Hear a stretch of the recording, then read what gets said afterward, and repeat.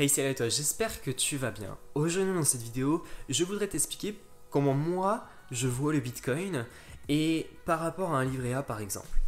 Imaginons que je place 100 ou 1000 euros sur un livret A. Ok. Le taux de rémunération d'un livret A, c'est de combien? C'est de 0,5% en un an. Donc ça veut dire que si je place 100 euros sur un livret A, je gagne 50 centimes en intérêt à la fin de l'année. Ok. Si je place 1000 euros, je gagne 5 euros. Ok, très bien. Mais le coût de la vie, combien il est le coût de la vie? Est-ce qu'il a augmenté? Est-ce qu'il a baissé? De suite à mes recherches sur internet, vous tapez taux d'inflation en France 2020, vous allez tomber sur le site du gouvernement et le site du gouvernement décrit que le taux d'inflation était de 0,5% en 2020. Donc ça veut dire que vous avez placé 100 euros sur un livret A, il vous a rapporté 0,5%.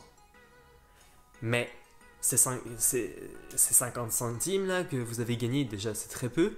Et en plus de ça, vous n'avez indirectement vous n'avez rien gagné parce que ces 0,5 centimes vont vous permettre de payer, de compenser on va dire l'inflation. Parce que l'inflation est de 0,5%. Donc, si j'avais placé 100 ou 1000 euros en 2020, j'aurais rien gagné sur un livret A. Tandis que j'aurais placé ces 100 euros ou 1000 euros en 2020 sur Bitcoin. Combien ça m'aurait rapporté? Le calcul est le calcul est vite fait. Je dirais même la question est vite répondue.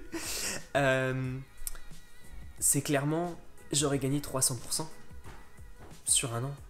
C'est quand même hallucinant. C'est pour ça que moi je considère que le Bitcoin a clairement sa place en tant que réserve de valeur. Oui, c'est sûr que à la fin c'est sûr que là on va avoir un pic je ne sais combien d'euros, puis ça va redescendre. Et c'est sûr que la descente va être tragique, c'est sûr.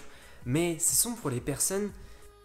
Il faut se dire que quand on investit dans le Bitcoin, on investit sur du long terme. Et moi je le dis à tout le monde, à tout mon entourage. Pourquoi? Parce que je sais très bien que dans 10, 20, 15, 30 ans, ça va valoir beaucoup plus. Et le Bitcoin, il est là pour durer et maintenant, personne ne peut plus le contrôler. Et quand je me dis que le Bitcoin, il a pris 300% en un an, mais il peut perdre aussi 300% en un an, ça me fait pas si peur que ça. Parce que si on regarde la courbe que je vous ai présentée dans une de mes dernières vidéos, cette courbe, c'est le stock to flow. C'est une courbe pour exprimer en combien de temps on peut liquider le stock actuel. Mais c'est pas ça qui m'importe. Si vous voulez comprendre le graphique, n'hésitez pas à aller voir dans une de mes dernières vidéos où je vous explique un peu plus ça en détail. Mais ce qui m'importe, c'est l'évolution du prix du Bitcoin. Et quand on regarde sur ce graphique qui est une courbe algorithmique, on voit qu'à la création, il valait quoi 10 centimes, 1 centime. Puis il est monté à 1 euro. Puis il est redescendu. Puis il est remonté à 20 euros. Puis il est redescendu. Puis il est remonté à 700 euros, puis il est redescendu. Puis il est remonté à 1000 euros, puis il est redescendu. Et puis il est monté à 11 000, 15 000 euros, puis il est redescendu. Il est redescendu à 3 000 euros, à 6 000 euros, bref. Puis il est remonté, et puis là, on est à ce moment-là où il arrive aux 30 000 euros. Mais il n'a jamais atteint ce prix-là. Le Bitcoin n'a jamais atteint les 30 000 euros depuis sa création. Et donc le Bitcoin, il va monter, descendre, mais il prendra toujours de la valeur au cours du temps. Comme le graphique il les a pu nous montrer. Et il a été construit aussi pour ça, pour prendre de la valeur.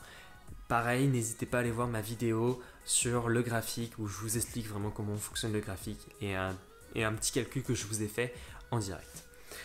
Mais pour résumer un peu tout ça, pour moi, il est considéré comme réserve de valeur et je ne suis pas le seul à le penser de même. Le patron de MicroStrategy, il investit pour sa société. Il a investi environ 500 millions de dollars US dans le Bitcoin. 500 millions quoi. Et lui, il a acheté 17 000 Bitcoins.